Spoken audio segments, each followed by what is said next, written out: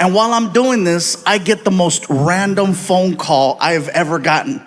My publicist calls me up and she's like, Gabe, Snoop Dogg is looking for you.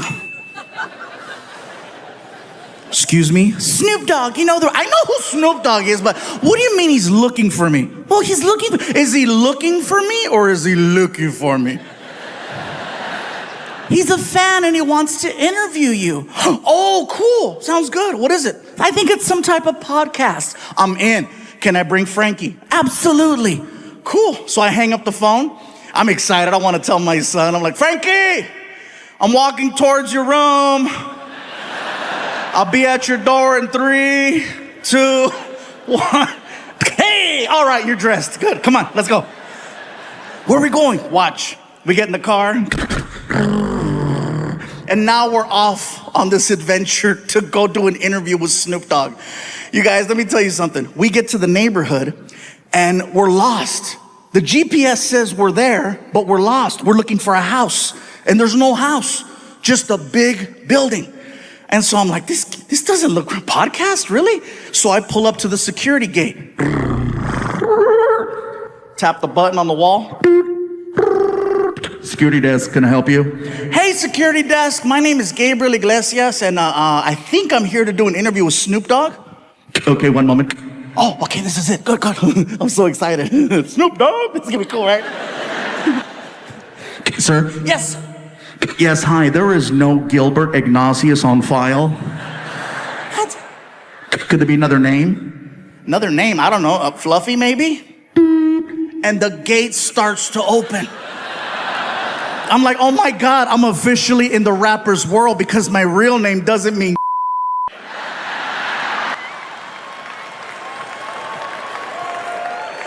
So we drive in. And we're passing all of these reserved parking spaces. Reserve. And we get to my space, which is basically an orange cone that has Fluffy handwritten on it. And a bunch of other names crossed off. So Frankie moves the cone, I park the car. We walk into the building. My publicist is waiting for me, right? And she's like, Gabe, you made it. Frankie, how are you? Listen, I just finished talking to Snoop. Wow. He is everything you think he is and just a little bit more. He is so sweet.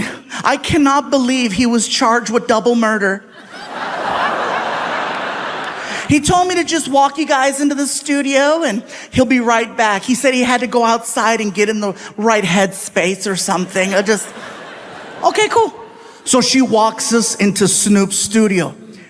I'm thinking I'm there for a podcast. Come to find out, it's for a TV show. Snoop has a TV show where he interviews celebrities. Everyone in the room is waiting for Snoop to return. You can hear the small talk,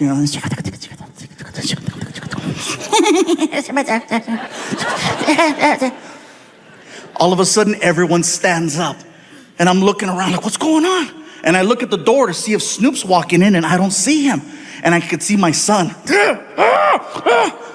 I don't realize it, but Snoop is entering the room through a different door. I don't realize it till like the last second. I'm like, what do you? Oh! So I jump up, I push in my chair. I'm so nervous, I don't know how to address him. So I'm like,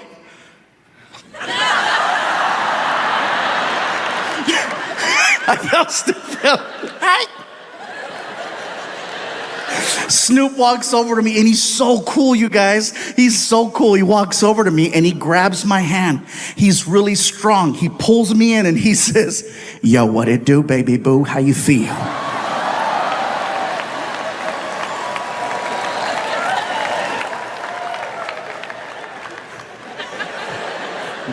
Thank you for having me. Yeah. Can I sit down? For sure. I sit down, I look over, I see my son. My son's like...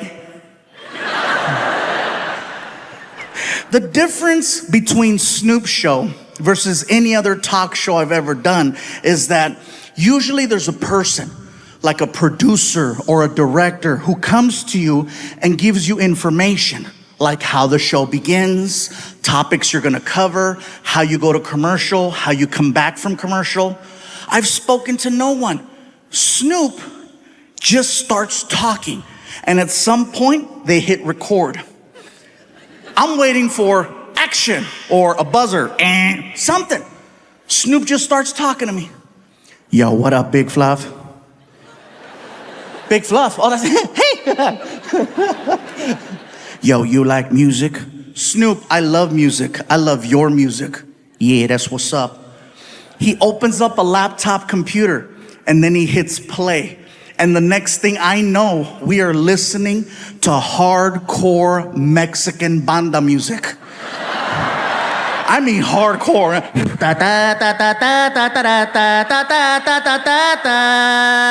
And you can hear gunshots in the song.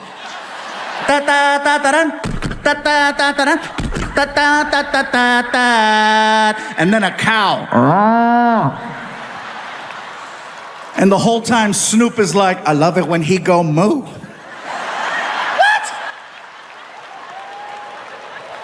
I feel like he's messing with me because I'm Mexican, right? So I called him out. I said, Snoop, do you understand what you're listening to?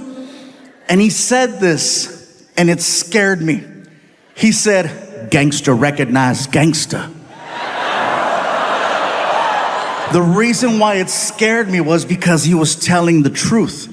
We were listening to actual Mexican cartel songs that don't play on the radio. And the fact that he knew that, the fact that his level of street knowledge in another language was that on point, I said, I gotta shut the hell up. Don't speak unless spoken to. That's the code. Next thing I know, Snoop reaches under the desk and he pulls out the biggest blunt I have ever seen. Oh, this sucker was huge. As soon as he pulled out that freaking blunt, I got excited because I wanted to grab my cell phone. Okay? I wanted to grab my cell phone so that I could take a selfie of Snoop in the background being Snoop. So while I'm fumbling, trying to get my phone, Snoop starts talking to me again. Yo, Big Fluff. Yeah, what? Hit that while I hit this.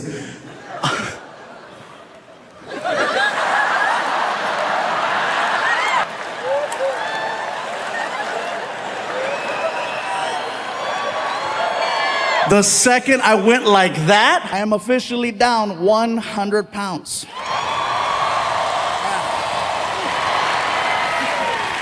Yeah. I know some of you in the front are looking at me right now like, well, how big were you? I know. Hercules. Yeah. Anyways, you guys, let me tell you what happened. Basically, I found out I was a little sick. I was diagnosed about 2 years ago, type 2 diabetic. Now, I maxed out at 445 pounds. Yeah, that's way past fluffy, okay? Let's be honest, that's not even, damn! 445 pounds, that's borderline Discovery Channel fat. That was like, I couldn't leave the house, you know? He wants to go to the movies. It was really bad, you guys, and so I was waking up every morning with a 300 plus sugar level. Now, anyone who knows anything about diabetes, that is super high. And you do that enough times and eventually, clear.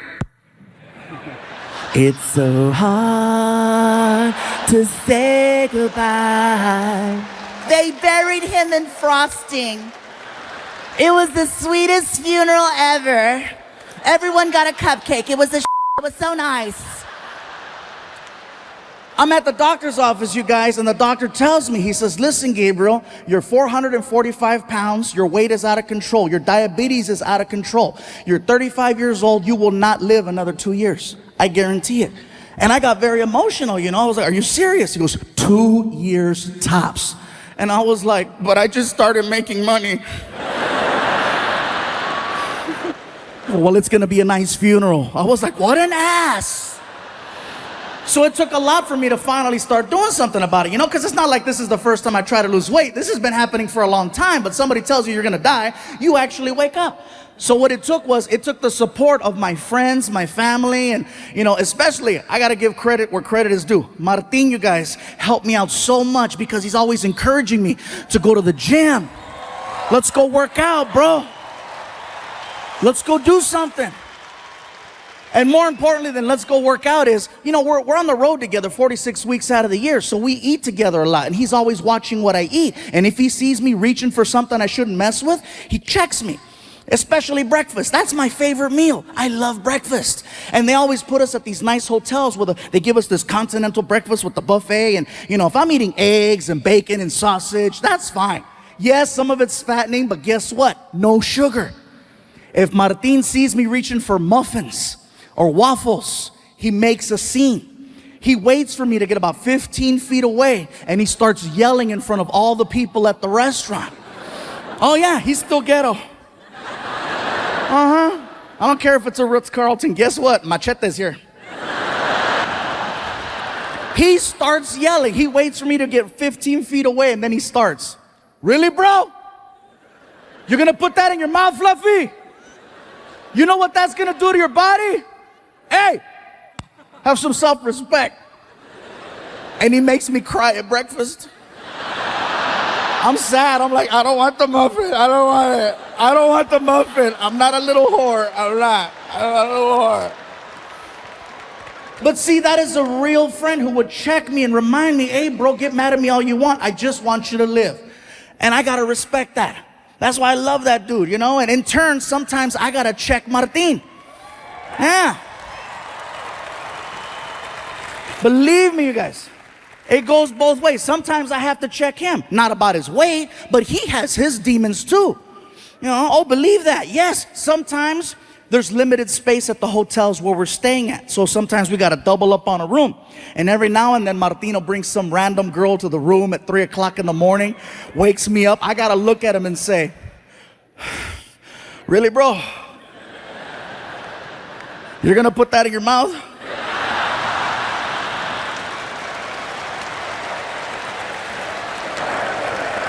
He's at the point now of spoiled where he walks up to me and he goes, Dad, I'm really bored with my Nintendo Wii. Can I give it to my friend Angel? I go, what did you just say? I'm bored with my Nintendo Wii. Can I give it away? I go, is it broken? No. How long have you had it? Woo, like 4 years. I go, how many games do you have for the Nintendo Wii? Like 300. I could feel you judging me over there. I felt that. Oh, you're judging me right now. I could feel it. She's over there. She's like, this is some Dr. Phil right here. He really messed him up. I heard you. Let me just, for the record, let me set this straight, okay? I did not buy my son 300 games. Here's what happened. I have a friend who's a computer hacker, and for $75, he put 300 games on my son's hard drive. Yes, I have money, but I'm still ghetto.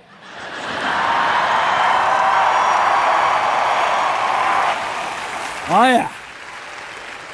So I tell Frankie, do you realize how lucky you are? And then he rolls his eyes. Oh, lucky. I go, yeah, dude, you are. I says, you got a Nintendo Wii that works. You've had it for 4 years and it still works. If something happens to it, I can take it back to the store, get you a new one because I got a warranty that'll last you another 4 years. Why is that a big deal? Because when I was your age, I had a Nintendo. Wii? No. Frankie, in 1987, I had a thing called a Nintendo Entertainment System, okay? Nintendo Entertainment System. It didn't last 4 years. It lasts 90 days. 90 days is what it took for you to hit power and start seeing a flashing red screen. You know the flashing red screen where you have to look at the ground or look away or you have a seizure right then and there? Oh, yeah. And then what you had to do is you had to flip the Nintendo over and there was a silver sticker with an 800 number on it. And you call the 800 number and they put you in contact with someone in Japan who made you feel like a pendejo. Oh yeah, he made you feel stupid. You call him up and he's like, it costs $250 to repair Nintendo. $250 to fix it, but it's $150 for a brand new one. And if you couldn't afford $150 for a brand new one, like we couldn't afford $150 for a brand new one, you had to become a technician at the age of 7, 8, 9, 10, 11. You had to go in the kitchen and find the most messed up butter knife you could, right? The one that had bent marks and rust stains, and take that sucker back in the living room because you were going to perform an operation. You were going to perform an operation and bring that Nintendo back to life. Yeah. You had to work to play. You had to unplug it, plug it back in, power reset, power reset, power reset. It was like performing CPR. You'd hold a cartridge and then it was like, you push it down, you push it up, you push it down, you push it. So then she walks me into the doctor's office. I sit down, doctor walks in, and we spoke for an hour. In a nutshell, what he says is that he wants to take my stomach, which in his opinion is the size of an NFL football, and he wants to cut it and make it the size of a hard-boiled egg. Therefore, you only eat this much and you lose weight with time. Problem with gastric bypass is that if you don't stick to their program religiously, not only will you not lose weight, you will gain weight, and you'll have a series of complications. And then he asked, do you travel a lot? I'm like, I'm on the road 46 weeks out of the year. He goes, this is not going to work for you. I'm like, I agree. I like 2 eggs. I said, well, what should I do? He goes, I don't know, but this isn't going to work. So I left the office. I was bummed out, you guys. I get in my car. I was so depressed because I'm like, someone told me I got 2 years to live. Surgery is my last hope. And so I started crying. I was sad. I was in the car. I'm crying. I'm like, what the hell am I going to do? And the only thing that could cheer me up was a drive-thru. And I know that sounds crazy. Some of you are like, isn't that what got you in that position to begin with? Yes, but it's the only thing that made sense. There's a reason why it's called comfort food. Think about that. Anytime you see someone eating a burger, they never look sad. They always look happy. You might look sad walking in, you might look sad walking out, but when the actual event of eating a burger is happening, life couldn't be better. That's right. My girl told me that I make sounds when I eat burgers. I didn't know. Apparently I do. I'm eating a burger and I'm like,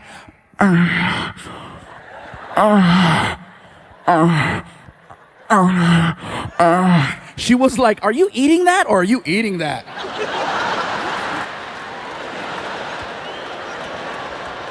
Think about it. Who's sad when they're eating fast food? I'll tell you who's sad. The person eating a salad watching someone eat fast food. That's who's sad.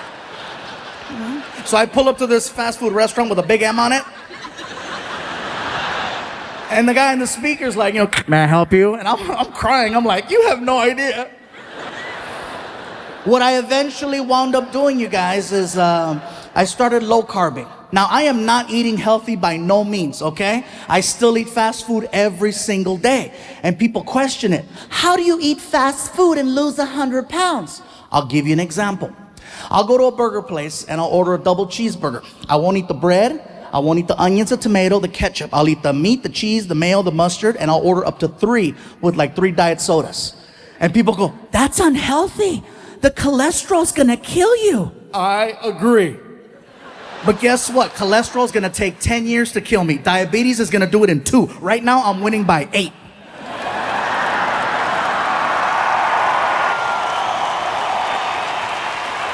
Hell yeah, that's called fluffy math, bro. There's a lot of people mad in here right now. Fluffy found a loophole, yes. So I started low carbing, I started doing yoga, and I know that sounds like a joke right there. Yeah, some of you are like, he means yogurt. No, yoga. Freaking DDP helped me, and then, So I get a letter in the mail from my old high school, and it's like, time for the reunion. My girlfriend saw the letter, she's like, ooh, your reunion. I go, yeah, my reunion. When is it? When are we going? Actually, I was gonna take my friend Tony, because, we went to high school together. He's my best friend since high school, so I was gonna take Tony. You're gonna take Tony instead of me. That's what's gonna happen, huh? You're gonna take Tony instead of me. Your girlfriend, you're gonna take Tony. No. It's okay. It's okay. You take Tony, okay? And I hope you have a great time. Aw, thanks. I knew you'd understand, baby. I love you. Don't ask too many questions, you know what I mean? So my buddy Tony and I, we go to a high school reunion. We get there early, too early. There's nobody in the banquet hall. So we go upstairs to the bar area. We're watching a basketball game. Everything is cool until some guy recognized me.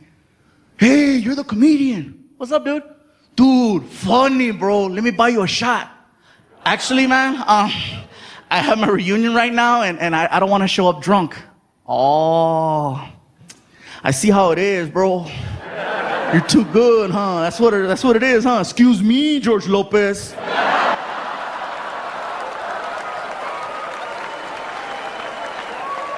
Let's do the stupid shot. All right, bartender shot. So he freaking makes a double. And we freaking cling, cling, and slammed it. I'm like, oh, thank you, man. Thank you. Let's do another one. Oh, hey, man, I'm okay. Thank you. See how it is, Paul Rodriguez? Let's do another shot. And he kept this pattern going. He must have had like 7 comedians behind his freaking wallet, you know? One after another. I got so drunk. I was that level of drunk where you can't even walk straight. You got to look at the ground to navigate. You know, you're just kind of... I get to the reunion. There's a lady at a table, and she's got stickers on the table that say, hello, my name is. And then with a Sharpie, you write your name. I was so drunk, I couldn't even write Gabriel. I wrote Flaco, which is Spanish for skinny. So, you know, I freaking write that, stick it on, and we walk in. The party's going on, you know. I'm trying to find a table. My buddy Tony took off. I couldn't find him. I'm sitting there. I'm like, oh my God. Oh my God. All of a sudden, the lights come up, and the class president is holding the microphone. Hello, everyone. Welcome to the Wilson High School class reunion. Let's just cut to the chase, find out what everyone's been up to, and keep the party rocking. So she pulls out a list. Who's done this? Who's done that? Who has the most children? Some girl in the back. 7. Everybody's like, puta. Now you remember. Okay. All right? She keeps going down the list. Who's done this? Who's done that? Who's been on television? Everybody at my table who wasn't talking to me before, you know, they weren't talking to me before. Now they're like, right here, right here, right here. I'm like, no, I'm drunk, no, shh. Sure enough, here comes the girl. Oh, we have a celebrity over here. Come on, say something. Get up here, Flaco. Come on, Flaco, get up here. No, I'm okay. Oh, come on, get up here. Are you too good or what? So I got mad and I jumped up. I'm not too good.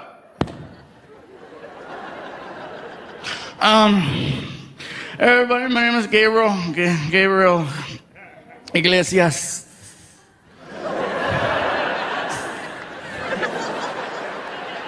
I don't want to say a whole lot right now because I've been drinking and I don't want to say nothing stupid. It's really nice to be here with everybody.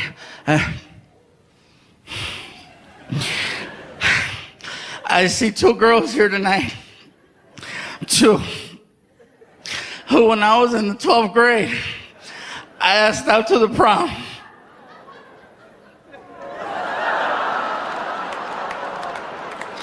And they said no. But you know what? It's okay. Let me go. It's okay. You know what? It's okay because like she said, I've been on TV.